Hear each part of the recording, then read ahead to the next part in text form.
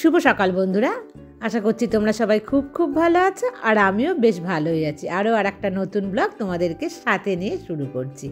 আর এই দেখো আমি নিয়ে চলে এসেছি মাশরুম। তো আজকে না তোমাদের সাথে দেখাবো যে আমি মাশরুম কীভাবে পরিষ্কার করি।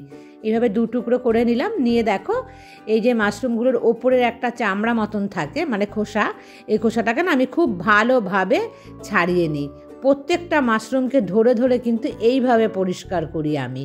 আর দেখো এই যে মাশরুমটার ভেতরে এরকম কালো কালো অংশ থাকে, তো কালো এগুলো কিন্তু ফেলে দিতে হয়, ছত্রাক টাইপের। তো এগুলো রান্না করলে রান্নাতে টেস্টও কম হবে আর হয়তো কোনো জীবাণুও হয়ে যেতে পারে, মানে খাবারটা আনহেলদিকর। তো সেই কারণে দেখো এইভাবে আমি একটা চাকুর সাহায্যে বা তোমরা কোনো চামচ যে কোনো জিনিসের সাহায্যে এইভাবে আস্তে আস্তে দেখো কুচিয়ে কুচিয়ে পরিষ্কার করবে।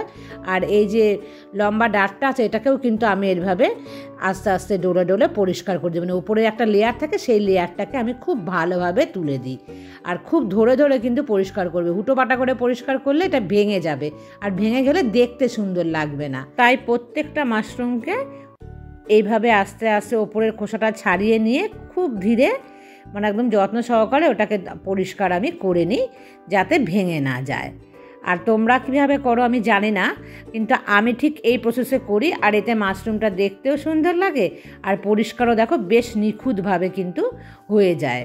আর উপরে চামড়াটা আমার মনে হয় না খাওয়াটাই সবচাইতে ভালো।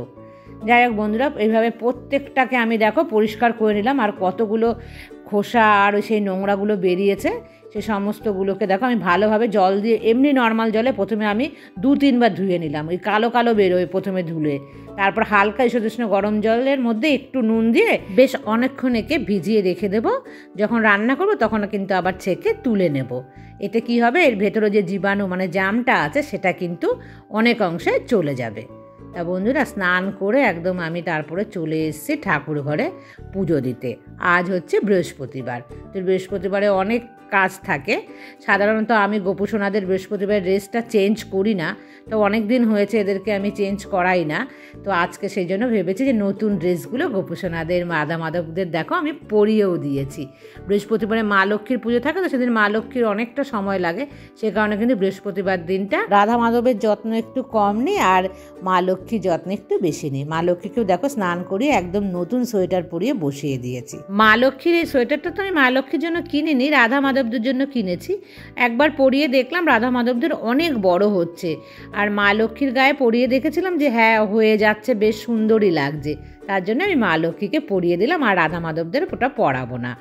আর দেখো এখন আমশাখা একদম ভালো পাওয়া যায় না, কীরকম দেখতে আমশাখা। যাই হোক, কিছু করার নেই, সেটাই দিয়ে আমি কিন্তু মা লক্ষ্মীর ঘরটাকে সাজিয়ে নিচ্ছি।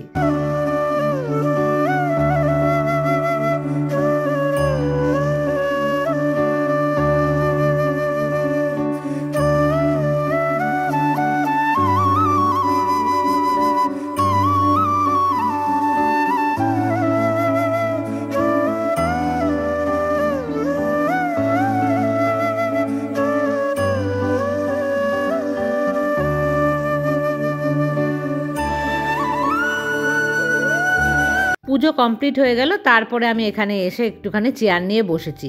আমি কিন্তু পুজোর প্রসাদটা খেয়ে নিয়েছি, আর আমার ঘরে প্রসাদ খাওয়ার লোক নেই কেউ, তোমরা সবাই জানো।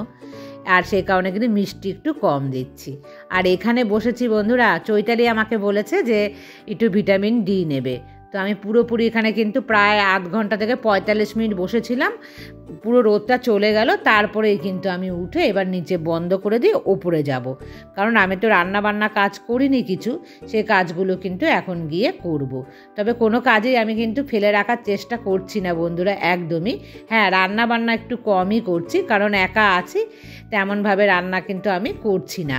ওই একটা সবজি কি 2টো সবজি ভাত এরকমভাবে আমি করছি, মানে যেটা খেতে ভালোবাসি সেই সবজিটাই মোটামুটি আমি করছি। তবে আমি সব সবজিই খেতে বেশি ভালোবাসি, মানে সবজি আমার ভীষণ প্রিয়। আর মাশরুমটা আজকে রান্না করছি একদম নিরামিষভাবে বন্ধুরা। এটাকে পেঁয়াজ রসুন দিয়ে রান্না করলেই ভালো হয়, কিন্তু আজ বৃহস্পতিবার নিরামিষ খাই। পারলে আমি রেখে দিতে পারতাম যে পরের দিন পেঁয়াজ রসুন দিয়ে করব, কিন্তু বেশি দিন রেখে দিলে না এই ভেতরে যে কালো অংশগুলো আরও অনেক কালো হয়ে যায় আর ফেলা যায় প্রচুর পরিমাণে আর নষ্ট হয়ে যায়। সেই কারণে কিন্তু আজকে আমি নিরামিষভাবেই করছি। খেয়ে দেখি কেমন লাগে নিরামিষভাবে, আশা করি ভালোই লাগবে। গরম মশলা দিয়ে করেছি। এই দেখো ভাত আর মাশরুমের সবজি, এই কিন্তু আজকের লাঞ্চ। এখন চলে আসলাম সন্ধে পুজো দেওয়ার পর। আর বন্ধুরা, তোমাদের সাথে শেয়ার করছি কীভাবে নিজেকে মোটিভেট করে আমি সমস্ত কাজগুলো করতে পারি। মানে কোনো কাজেই যে আমার অনীহা আসে না, এটা কিন্তু তোমরাও ফলো করলে তোমরাও দেখবে এইভাবে সমস্ত কাজ করতে কিন্তু এনার্জি পাবে। প্রথমে মনে রাখতে হবে এই সংসার আমার, তো এই সংসারের দায়িত্ব কিন্তু আমার। হাউস হেল্পার থাকুক বা না থাকুক, হাউস হেল্পার থাকলেও তো ছেড়ে দেওয়া যাবে না তাদের ওপর সমস্ত কাজ, কারণ নিজের কাজ তুমি যেভাবে নিজে করবে সেভাবে কিন্তু অন্য কেউ করবে না। আর আজ করছি কাল করছি এইভাবে কাজগুলো কিন্তু আমরা জমিয়ে রাখবো না। মানে আমি তো রাখি না, মনে করি যে কাজটা আজকে করার সেটাই করব। যে অনেক সময় হয় না কাল করলে ভালো হয়, কাল করব, খুব এমার্জেন্সি না পড়লে কিন্তু সেইভাবে কাজগুলোকে তোমরা করবে না। কারণ সেইভাবে যদি কাজ করো তাহলে জমিয়ে রাখলে কিন্তু সেই কাজগুলো করতে পরের দিন দ্বিগুণ পাহাড় সমান হয়ে যাবে। আর তোমাদের ভেতরে না এই জিনিসটা এসে যাবে কাল করব কাল করব।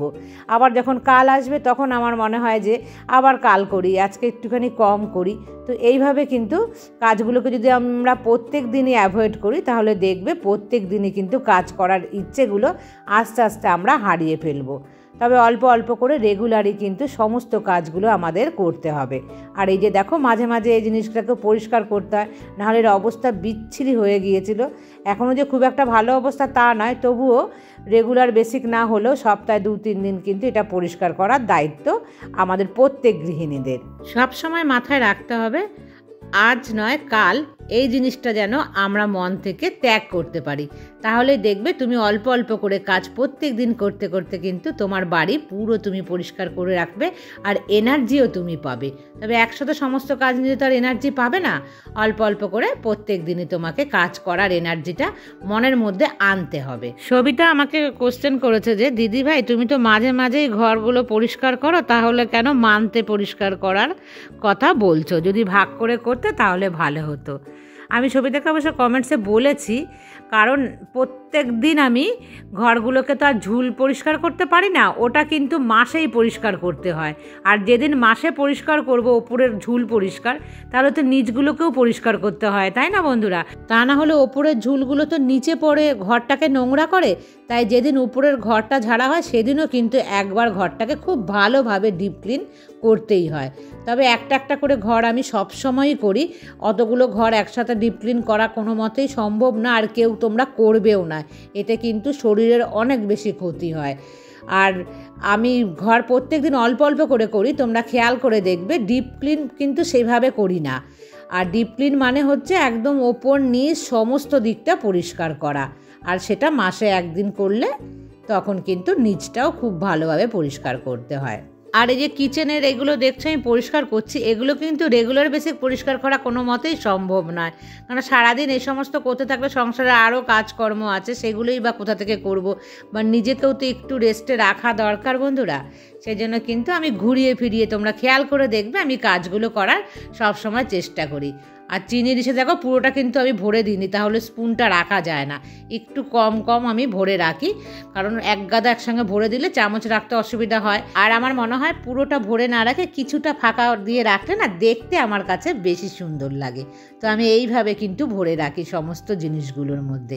আর এই যে দেখো ওটসটা, এই প্যাকেটটা কিনেছি অনেক দিন, তোমাদের সাথে শেয়ার করেছিলাম, তারপরে তো আর সেইভাবে ওটস খাওয়াই হয়নি, যা অল্প আগের বেঁচেছিল সেই ওটসটাই খেয়েছি। দেখো এটাকেও কিন্তু আমি পুরো ভরে দিই, অল্প একটু ফাঁকা রাখি স্পুনটা রাখার জন্য, দেখতে সুন্দর লাগে। আর এই যে চীনামাটির ছোট্ট ছোট্ট জারগুলো কিনেছি, এর মধ্যে দেখো আমি এরকম অল্প অল্প জিনিস ভেবেছি রাখবো। এইসব মশলাপাতি তো কম লাগে, তো সেগুলোই। আর দেখো ছোট্ট স্পুন কিনতে পাওয়া যায়, তবে একদম ছোট আমি পেলাম না, মানে এর থেকে যে ভেতরটায় ঢুকে যাবে একটু কিন্তু বাইরে বেরিয়ে আছে। তো ভেবেছি যে দরকারি মশলাপাতিগুলো আছে সেই ছোট্ট ছোট্ট জিনিসগুলো আমি এর ভেতরে রাখবো। আর একার মানুষ খুব বেশি মশলা লাগে না, এই যদি একটা এই ছোট্ট জারের মধ্যে ঢালা হয় প্রায় কিন্তু মাসখানেকের কাছে চলে যাবে আমার এই মশলাপাতি। তো সেই কারণেই ছোট ছোট নিয়েছি, কারণ অনেক বেশি বড় কৌটো নিলাম আর তার মধ্যে অল্প জিনিস থাকলেও সেটা দেখতেও বাজে, তুলতেও কিন্তু ভীষণ অসুবিধা হবে। আর এই বড়টার মধ্যে দেখো আমি লবণ ঢালছি, মানে কয়েকটা জিনিস আমি কিনেছি, সবগুলো এখন ইউজ করছি না, পরে ভেবেছি কোনো একদিন কিচেন ট্যুর দেবো, তো সেদিন ওই সমস্ত যে সেরামিকের জিনিসগুলো কিনেছে সেগুলো আমি তোমাদের সাথে সুন্দর করে সাজিয়ে একটা ভিডিও দেওয়ার ইচ্ছে আছে। তো যাই হোক বন্ধুরা, এখন যে সমস্ত সমস্ত দরকারি জিনিস সেগুলোকেই কিন্তু আমি ছোট্ট করে একটু কর্নারটাকে সাজিয়ে নিলাম। তো আশা করি বন্ধুরা দেখতে বেশ ভালোই লাগছে না? আরও সুন্দর করে সাজালে কিন্তু আরও দেখতে ভালো লাগবে। তাহলে বন্ধুরা আজকের মতন কিন্তু এই পর্যন্তই রাখছি, আবার দেখা হবে নেক্সট ব্লগে। ততক্ষণ তোমরা সবাই ভালো থেকো।